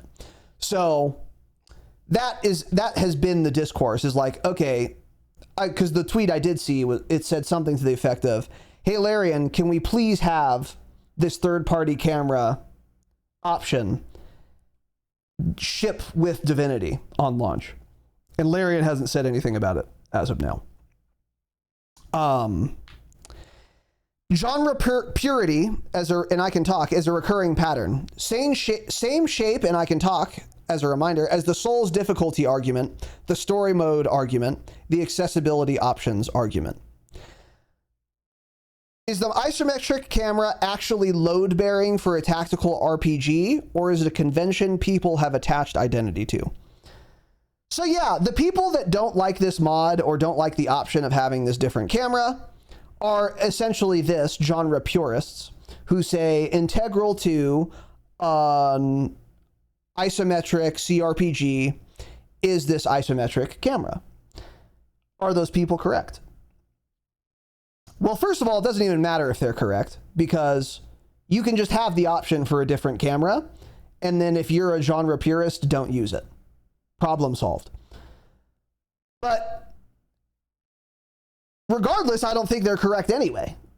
I don't think you need this top-down camera to make a faithful and good isometric RPG. What you do need is the option for an isometric or top-down view, but I have never played an isometric RPG where you were unable to do that. So as long as they have that as an option, even if it's not the default camera you walk around with while you're adventuring, I need to be able to press a button to get a top-down view in combat, for sure. Yeah, absolutely. That is integral, but it doesn't need to be the camera 24/7, in my opinion.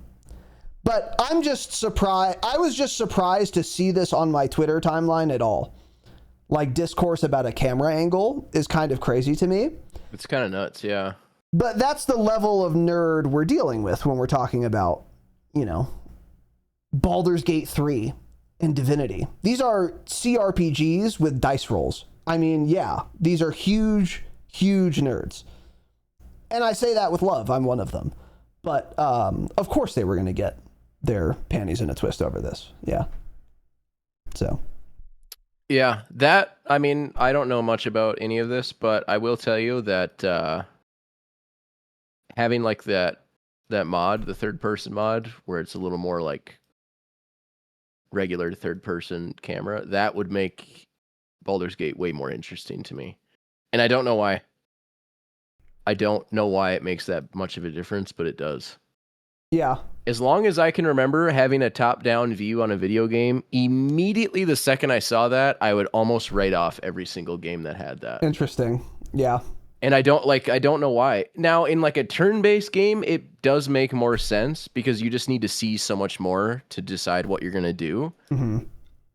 But like when I played Diablo in PoE, like I'm like, okay, the game is cool.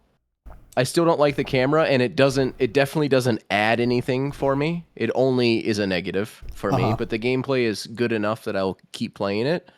But I would way, way, way, way, way rather play third person or first person with the exact same gameplay. Now, obviously, there's a million reasons why that work and why they choose to do the top-down view, obviously. But just for my personal experience, I much prefer not having the top-down view. Although, like I said, in a turn-based game, if there is one game to have it, it's a turn-based game. Right. Because you just need to see so much more to decide what you're going to do. And if you have to fucking turn around and look at everything every time, that would be a pain in the ass. Yeah. So it does make sense, and I get it. But I would be interested to see some more gameplay of Baldur's Gate with that mod, because that might be something I'm interested in. Yeah. It would be closer to what you enjoy, for sure. If you're fine with a traditional third-person camera, that's what it is, basically. So. Yeah. And I'm sure you'd still have the option to get the top-down view. In fact, you do. There's a button to do that in BG3. Oh, I was going to say, isn't that what... Because Expedition 33, while it's turn-based, it's not like BG3 where there's like shit happening all around you. I think it's just like right in front of you, if I remember correct. So I was going to say, well, they did it with just a regular third-person view, but it's not really the same. Yeah. Because, yeah, you're still only fighting one thing that's in front of you. Right. But yeah, that would be interesting. I would consider that. Yeah. Yeah. And then another thing. But yeah, people getting mad that it's an option is just pure insanity. Just crazy. But yeah, anyways. It's the exact same issue as the people who play Dark Souls or Elden Ring. And I saw this when Cloaksy was playing Elden Ring. Who say that they get viscerally, deeply angry if you use summons in Elden Ring. And they'll say, this is the wrong way to play the game.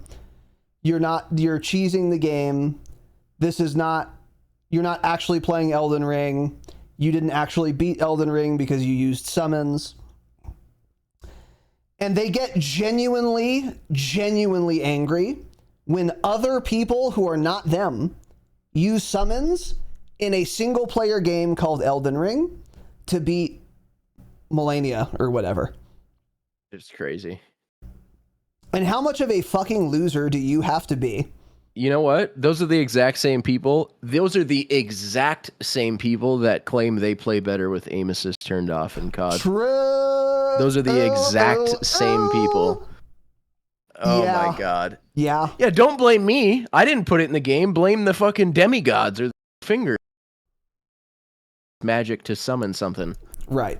I'm using it. Exactly. Yeah. Yeah. Craziness.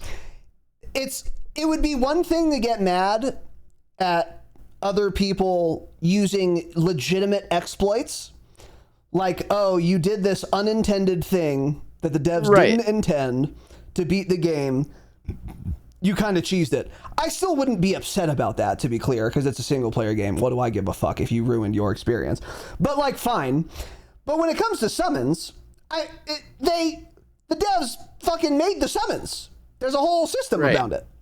Of course they're intended to be used. You don't have to use them if you don't want to, but don't get mad that other people do. It's just fucking insane.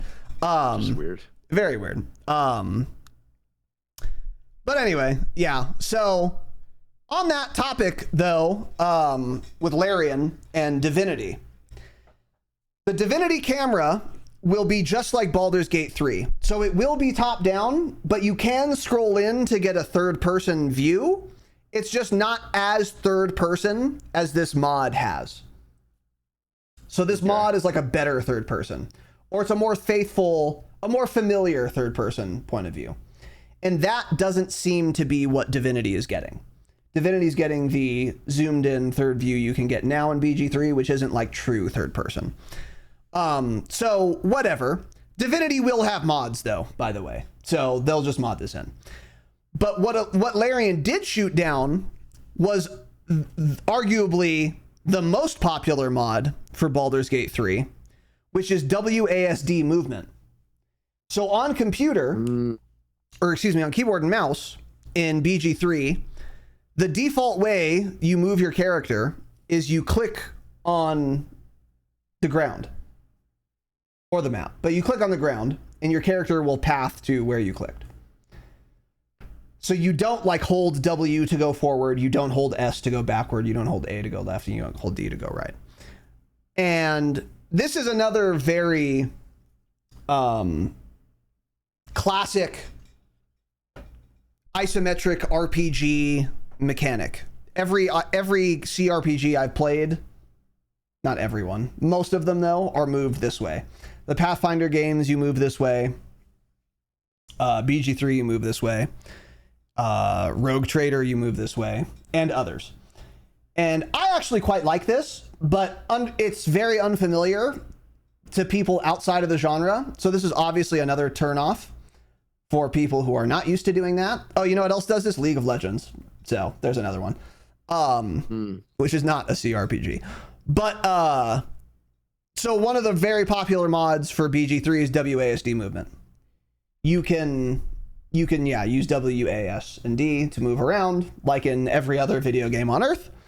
And Larian, because they like their community, said, hey, you guys can mod it in. I don't give a fuck. Have fun. And you can still get achievements and everything. It's totally fine. But they will not have this as a native feature for Divinity. A fan asked in a Reddit AMA if there would be native WASD controls, and it was immediately shot down. Interesting. So, is this a big deal? Or is this not a big deal? I am again in the camp of not a big deal, but they are kind of shooting themselves in the foot. Because there won't be a WASD mod probably on day one of when Divinity launches. And if that's a huge turnoff to people, you probably want to have that support on day one so you can maximally capitalize on your launch weekend hype by not losing these people. Yeah. Because like, oh, cool, there's WASD movement a month after the game launched. I like don't care anymore. I'm already playing Grand Theft Auto 6 or whatever. So I think it's a mistake from Larian in terms of like a revenue standpoint, but that's kind of it. Because they're gonna allow mods, and they're gonna have a third camera mod, a WASD mod, and like a, you know, all the other mods that are available for BG3, many of which are unsavory. I'll put it that way. But like, yeah, as long as they have mod support in a single player game, I'm fine with that. But that is another turnoff. Yeah. Have you ever played a game where you have to click to move? Yeah, that's actually what when Bandit was trying to get me to get PoE 2, he said, I know you don't like the point and click movement. He said they're bringing that into PoE 2 as an option to just use WASD. Oh, okay. Yeah. Right. So that, now what's funny about that is like, oh, okay, well, yeah, I'll definitely use that. And I tried it, and then I actually just switched to the point and click movement. I think I did. I think I tried WASD, and it just wasn't, I don't think I used it. I think I just reverted back to the default. Oh, okay. But I do like having the option. Yeah. I mean, it is nice. And Right. It doesn't seem like it would be that difficult to like, or that much effort to put it in the game. So it is kind of weird that they just immediately shot it down. But yeah, like you said, I think it would only benefit them to give players an option to do it. Even if there is going to be a mod for it relatively soon, like just put it in the game. I agree. Yeah. You know? Yeah. I mean, that seems to be one of the most basic things they could put into a game. Now, again, I have no idea what I'm talking about, but I would imagine that wouldn't be that hard. Take that much time to put in. Yeah, it probably wouldn't. My guess, though, is that it would fuck up the default keybinds, because WASD by default with the click movement are the keybinds for moving your camera around. So if that becomes movement, then what do you do with the default move the camera around keybinds? That's actually kind of a difficult question for me to answer. I don't know exactly what they would do there. If I thought about it for a while and I were a game developer, I'm sure I could figure it out, but I'm not. And on the spot, I can't think of anything. But it is kind of a hurdle. You'd have to have like two separate keybind maps based on an option for what type of movement people have. So that's likely, in fact, that's almost certainly why they're not shipping with it and they're making it into a mod, only allowing it to be like a mod thing. And that is a legitimate concern. So is that how it is in BG3? Yes, WASD is how you move your camera around. So if you want to click forward, you move the camera up and then click over there. So how do people who use the mod move their camera around? That's a great question. I've never used the mod. I don't know. Maybe they don't. That seems like. Well, what they probably do is they hold mouse 3 and then drag their mouse. That would be my guess. That's what I was gonna say. Like, well, that seems like it would kind of free your mouse up to be able to do something with the camera. Yeah. Yeah, that seems like a pretty easy hurdle to conquer. Yeah. Yeah. But I have no idea. I've never played Baldur's Gate or Divinity, so I have no idea. But because like in Path of Exile, the closest game that I've played to any of these types of games is like you just scroll wheel to zoom the camera in and out. Now I know there's a lot more. I think there's a lot more going on with BG3 and Divinity as far as like things to pay attention to, but I don't know. Seems like a pretty easily conquered hurdle. Yeah. But yeah, I don't know. Yeah. Yeah, I don't know. But anyway, that's kind of it on that front. Like I said, it's not a huge deal. Was it worth covering? Maybe, maybe not. But I'm just very interested in Divinity, and so any opportunity I get to talk about it. I will say that trailer for Divinity was probably the coolest game trailer I've ever seen. It's sick, right? So did you watch it recently? Yeah, no, just the first time when it came out. Yeah. But I was looking it up just a few minutes ago. Just looking up Divinity again and saw a little clip of it, and that was a banger ass trailer. Yeah, it's a great trailer. Dude, if you haven't seen it, even if you're have no interest in the game, you should watch it just to see. It's a really cool trailer. It's a very cool trailer. Yeah, it's a cool world, and it's dark. Shit dies violently. There's torture, slavery. It's an adult world. This is not some Mickey Mouse Disneyland RPG like Kingdom Hearts. This is a gritty adult RPG, but it's a fantasy setting, which is cool. I'm just so goddamn excited for it. But anyway, I should look up Divinity Original Sin gameplay and see if it's something I'd be interested in. Divinity Original Sin 2 specifically, yeah, look into that. It's the combat's a lot more fun than Baldur's Gate 3 because it's not based on D&D. It's way deeper. But it's not overly complicated. Basically in Baldur's Gate 3, again, it's based on D&D. So you have on your turn, you have an action, you have movement, action, bonus action, reaction. That's it. Those are the four things you can do. And usually you're not even doing all four. You're usually doing three. You're usually doing movement, bonus action, and action. And then sometimes you'll use a reaction if you need to. Or if you can. In Divinity Original Sin 2 and 1, it's instead you have movement points and then action points. And then different actions cost more or less depending on how powerful they are. And instead of being a resource that is lost and you have to rest to get it back, like in BG3, they instead just go on a cooldown in combat. So let's say I have 6 action points. I can do 6 1-point actions. They're all going to be fairly weak, but I'm doing 6 actions. I can do 1 6-point action. It's going to be fucking strong, but that's all I can do that turn. Or I can do any combination. 2-2-2, 4-1-1, 4-2, 3-3, whatever. And then you have movement points on top of that. If you want to move a ton, you can spend action points to get extra movement. So it's like, all right, I really want to do this fireball, for example, from the top of this cliff. But I don't have enough movement to get to the top of the cliff. I need to spend 2 action points on top of all of my movement points to get to the top of this cliff. But it will get me there. Right. I'll have 4 action points left over, and I'll be able to bang out a fireball from high ground, and it'll be fucking nasty. So you can do that. It's just really cool. And then it goes on cooldown instead of being some resource where, oh, okay, I used all my level 3 spell slots, I have to fucking rest.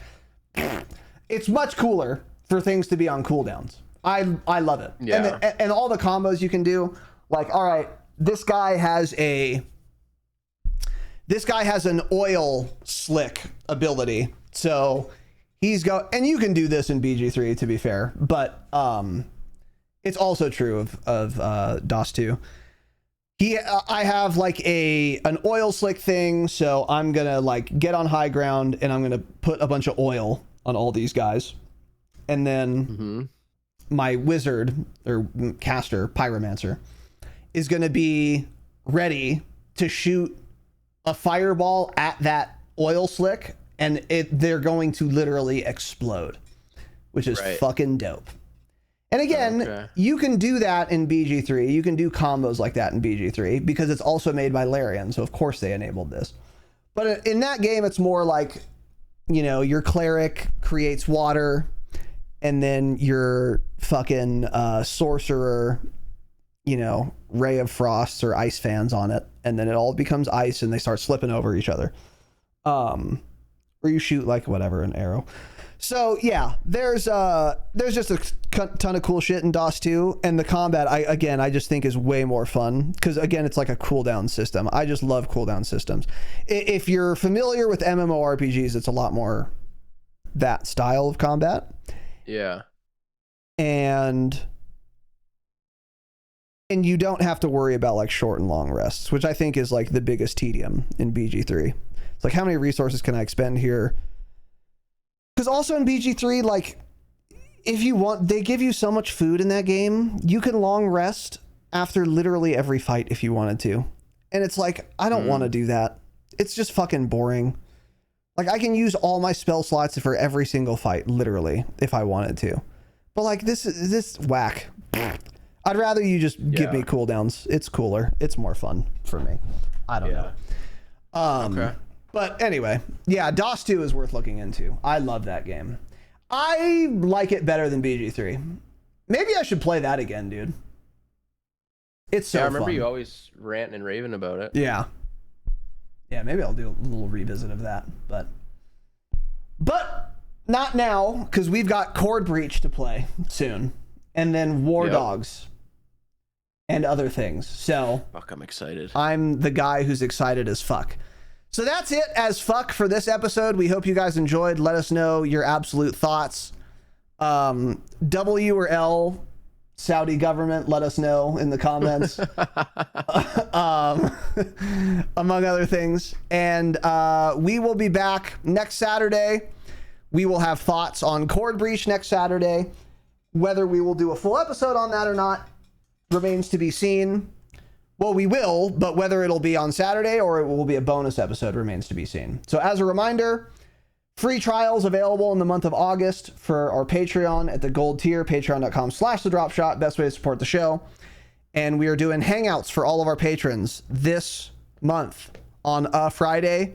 More details will be forthcoming shortly. Check us out there. Drexler, thank you again for the 500 bits. That is all. Thank you for watching and listening. Goodbye.